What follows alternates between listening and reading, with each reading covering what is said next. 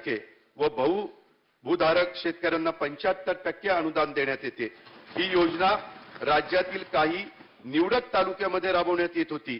या योजनेचा विस्तार करण्यात येत असून ती आता राज्यात सर्वत्र लागू करण्यात येईल। साखर कारखान्यांना सहभागी करून घेऊन शेतकऱ्यांनी ठिबक सिंचनासाठी घेतलेल्या कर्जावर व्याज सवलत देऊन ऊसाखाली येणारी शेती येत्या 3 ते 4 वर्षात पूर्णपणे ठिबक सिंचनाखाली आणण्याचा राज्य सरकारचा मानस आहे। मागील 2 वर्षापासून उर्वरित महाराष्ट्रात शेतीपंपासाठी नवीन वीज जोडणी देणे बंद आहे। शेतीपंपासाठी नवीन वीज जोडणी देण्याची कार्यवाही आता सुरू करण्यात येत आहे। उच्च दाब वितरण प्रणाली योजनेअंतर्गत ग्राहकांच्या वीज भारानुसार कमी क्षमतेची रोहित्रे बसवली जातात। त्यावरून 1 किंवा 2 ग्राहकांना सर्व्हिस लाईनद्वारे वीज पुरवठा करण्यात येतो। ही योजना यापुढे आशियाई विकास बँकेच्या कर्ज सहाय्यातून संपूर्ण राज्यासाठी लागू करण्यात येणार आहे। शेतीसाठी रात्री वीज पुरवठा करण्यात येत असल्यामुळे शेतकऱ्यांना अनेक अडचणी येतात। शेतीला दिवसा वीज पुरवठा करण्यासाठी पुढील 5 वर्षात दरवर्षी 1 लाख याप्रमाणे एकूण 5 लाख सौर कृषी पंप बसवण्यात येतील अशी नवीन योजना राबवण्याचा शासनाचा मानस आहे। या योजनेसाठी सुमारे 10,000 कोटी एवढा खर्च अपेक्षित आहे। येत्या 5 वर्षात अर्थसंकल्पाच्या व अन्य माध्यमातून उपलब्ध करून देण्याचा शासनाचा मनोदय आहे।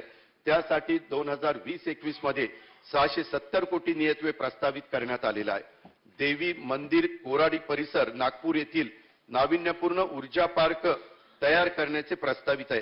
साकोली जिल्हा भंडारा येथे नवीन कृषी महाविद्यालयाची स्थापना करण्याचे प्रस्तावित आहे। कोकण विभागातील प्रमुख नगदी पीक असलेल्या काजू फळ पिकांवर प्रक्रिया करणाऱ्या उद्योगाला चालना देण्याकरता सन 2020-21 मध्ये रुपये 15 कोटीचा नियतव्यय प्रस्तावित करण्यात आलेला आहे। राज्यात निमखारे पाणी क्षेत्रात कोळंबी उत्पादनास चालना देण्याची आवश्यकता आहे। कोळंबी प्रकल्पासाठी शासकीय खाजण जमिनी देण्याचा सध्याच्या धोरणात बदल प्रस्तावित आहे। या क्षेत्रातील उद्योजकांना कोळंबी उत्पादनासाठी शासकीय खाजण जमीन सुलभरित्या उपलब्ध होईल अशा पद्धतीने त्यात बदल करण्याचा शासनाचा विचार आहे। सागरी निमखारे पाणी व पिंजरा पद्धतीने गोड्या पाण्यात करावयाच्या मत्स्योत्पादनास चालना मिळावी यासाठी केंद्र शासनाच्या योजनेतील जास्तीत जास्त निधी राज्यास उपलब्ध व्हावा या दृष्टीने प्रयत्न करण्यात येतील। पिंजरा पद्धतीने मत्स्य संवर्धन करण्यासाठी राज्य शासनाच्या कामगिरीवर आधारित प्रोत्साहन या तत्वावर स्वतंत्र योजना सुरू करण्यात येईल। सन 2020-21 या वर्षात कृषी पशुसंवर्धन दुग्ध व्यवसाय व मत्स्य व्यवसाय या विभागास कार्यक्रमावरील बाबींवरील खर्चासाठी 3,254 कोटी इतका नियतव्यय प्रस्तावित आहे। राज्यातील रेशीम उद्योगाला प्रोत्साहन देण्यासाठी महात्मा गांधी राष्ट्रीय रोजगार हमी योजनेत तुतीची लागवड ही बाब समाविष्ट करण्याबाबत केंद्र शासनाकडे पाठपुरावा करण्यात येईल। रेशीम कीटक संगोपनगृहाकरता तसेच रुपये 1 कोटी पर्यंतच्या रेशीम धागा मशिनरी करता अनुदान देण्यात येईल।